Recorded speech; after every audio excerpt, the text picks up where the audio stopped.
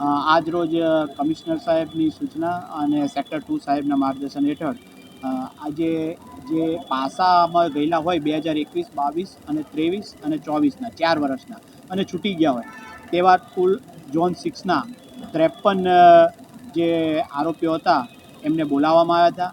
એમને સમજ કરવામાં આવી કે તમે કાયદામાં રહેશો તો ફાયદામાં રહેશો.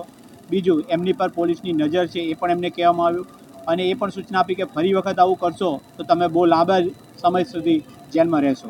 આ સિવાય એમને સુધારવાની તક પણ આપી અને એમ પણ કહેવામાં આવ્યું કે તમને કંઈ આવી ગેરકાયદેસર પ્રવૃત્તિ જાણવા મળે તો પણ અમારા ધ્યાન પર મૂકજો. આ સિવાય જે બીજા ફરિયાદીઓ હોય એ 2021, 22, 23 અને 24ના વર્ષના ટોટલ 4 વર્ષમાં શરીર સંબંધી જે કોઈ ફરિયાદીઓ હોય એમને પણ બોલાવવામાં આવ્યા.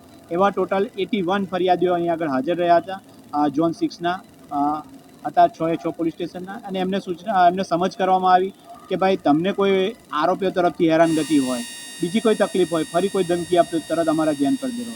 તો અત્યારે અમને એ જાણવા મળ્યું કે કોર્ટમાં હાજર નથી રહેતા આરોપીઓ, એના કારણે કેસ પેન્ડિંગ રહે છે. તે બાબતે અમે કોર્ટ સાથે સંકલન કરીશું, કોર્ટ ડ્યુટીને પણ બોલાવીશું અને સમન્સ બજીને એ લોકો હાજર રહે, એમના કેસનો જલ્દી નિકાલ આવે એ માટે પણ પ્રયત્ન કરીશું.